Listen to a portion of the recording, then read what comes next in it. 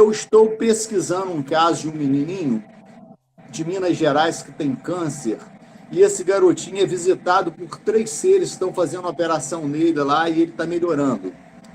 E esse garotinho, os vizinhos deles, quando os seres vão embora, ele sai em forma de bola de luz. Os vizinhos viram, o Cleiton mesmo estava lá comigo, ouviu essa conversa, teve dentro da casa lá do menino ao meu lado, e ele é testemunha disso. Então, esse menino me deu uma informação que os seres do mundo ufológico, com suas naves, eles atuam juntos com os seres do folclore que vivem nas matas. Então, esses fatos, eu percebo que eles ficam muito nítidos, eles ficam muito evidentes nos seus vídeos. Então, os caçadores relatam que são perseguidos por tocha, eles até falam que avistam naves em forma de geladeiras. Então, eu percebo que junto com essas tochas nas matas, que perseguem eles ali com as suas espingardas, eles conseguem ver também naves em forma de geladeiras e acaba vendo até seres conforme tem nos seus vídeos. Então, no seu canal também tem um relato de uma suposta morte de um caçador que apareceu morto na rede enquanto ele caçava. Amanheceu assim com uma marca na testa, como se tivesse retirado o sangue dele. A espingarda dele estava intacta, ninguém mexeu. Então, eu queria saber, você sabendo disso tudo que acontece, estando de frente para o fenômeno, você sabe que você pode, o ufólogo que vai para a montanha, que está lá de frente para a cena, como eu faço muito isso. Eu sou um ufólogo de raiz também, eu gosto de ir para a estrada. Meu prazer é ficar na montanha também, igual você, pegar a estrada de chão. Eu sei do risco que eu corro, eu sei do perigo que a gente tem ali de ser abduzido e até de morte. Eu gostaria de saber se você pensa isso, se você tem esse medo, se você pratica alguma oração antes de chegar nesses locais. Bem, só relembrando esse caso aí que você citou, foi, se não me engano, foi lá em Parnarama, no Maranhão. Não foi somente um caso, foram 3 casos. Só que a gente teve conhecimento e conseguiu entrevistar a família de um, mas nós tínhamos informação de mais 2 casos de ataque desses objetos na época em que atuava o fenômeno conhecido como chupa-chupa. Foi uma época, assim, muito difícil para os moradores de Parnarama e da cidade de Matões, e como de outros lugares do Maranhão, e até do Pará também, que eles evidenciavam, eles viam esses objetos e ficavam amedrontados de tal forma que eles não saíam mais de casa à noite. Quanto a essa questão das vigílias, temos sempre essa preocupação de lidar, de estar frente a frente com o fenômeno.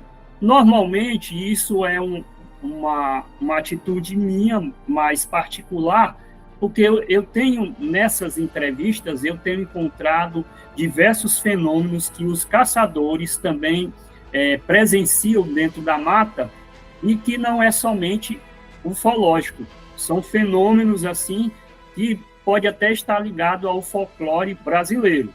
Posso até comentar alguns, como vozes que eles escutam, animais que estão presentes aonde eles estão lá na árvore e que fazem barulho, eles veem o animal mexer na árvore, o animal caminhar por dentro da mata, mas eles não conseguem enxergar, mesmo usando o infravermelho, mesmo usando a lanterna, o animal está ali, como se tivesse invisível.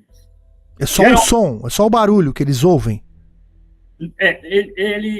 Esse último que eu entrevistei, o cara disse que tinha como uma espécie de um animal roscando na árvore que ele estava.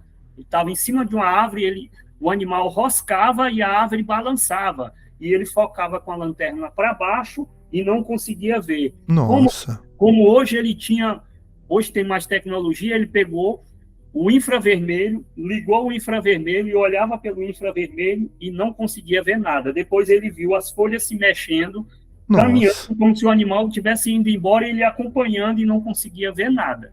Isso é o que mais assombra os caçadores, são esse tipo de fenômeno. Essa voz que você citou aí, que eles ouviam, Geralmente, o que ela falava? Eu já entrevistei algumas pessoas que escutam como se fossem duas pessoas conversando, aquela voz, umas pessoas estivessem vindo para o seu rumo. Uhum. Elas veem as pessoas conversando, passa por você e vai embora. E aí o cara olha e não vê ninguém, como se duas pessoas conversassem e passa por você e vai embora. Esse também é outro fenômeno bem característico dentro da mata. Mas nas vigílias, normalmente isso é um ato interno meu. Geralmente, quando eu chego em uma região de mata, eu sempre peço permissão para entrar naquele santuário, porque eu considero toda mata um santuário. Sim, e eu com sei certeza. que em todas as matas tem a sua proteção, tem elementos que nós, seres que nós não conseguimos ver, que estão ali para ajudar e proteger. Então, diante disso aí, desse tipo de ação que eu sempre faço, em todos esses anos de pesquisa, eu nunca me deparei com nenhuma cobra e nenhum animal peçonhento. Pode ser coincidência, mas eu acredito que não. Então, sempre tive sorte para isso. E passar a noite em regiões perigosas, onde o fenômeno, onde a pessoa dizia, aí eu não ando mais, onde o fenômeno tinha acontecido há 2, 3 dias atrás e a gente ia para cima, e o fenômeno não aparecia. Então, de uma certa forma, eu acredito que tem uma ligação muito forte uma coisa com a outra, ou tem até coisas maiores que nós não imaginamos. Até aproveitando, o Riba citou, né, não vou falar o nome dele, vou falar o garoto, né, porque eu tive a oportunidade de estar junto com o Riba.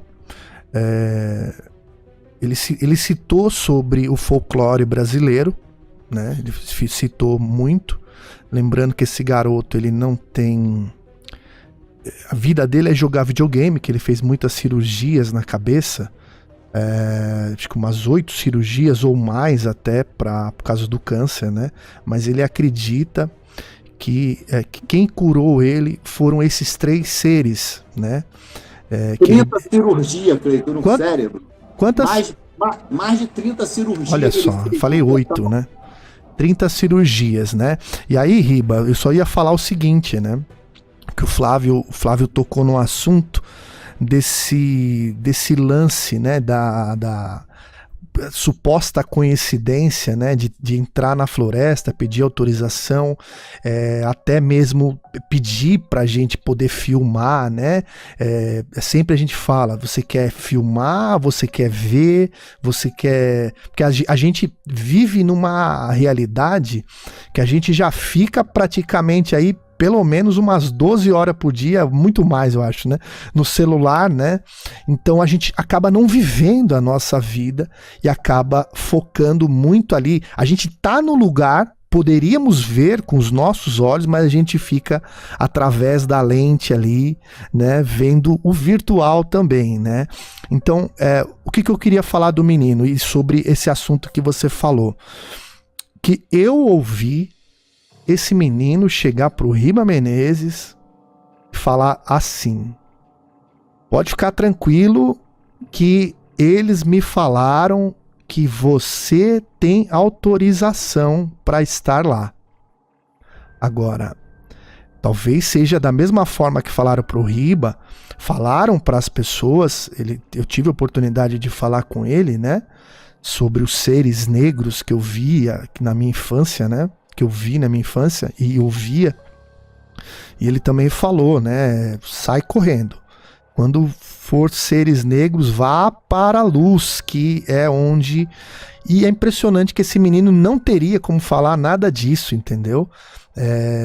Então eu acredito, Flávio, que nos seres, nas pessoas, na inocência dos animais, das crianças, né, é onde que essas supostas entidades, talvez alienígenas ou não, né, intraterrenos, ou o que você acreditar, né, eu acho que de uma certa forma elas sim protegem ali as pessoas que fazem um trabalho sério, que fazem um trabalho de coração, assim como você e o Riba, né? Então, eu só queria compartilhar essa experiência aí, porque eu vi, então eu pude vivenciar, então eu trago aqui para vocês um pouco sobre isso.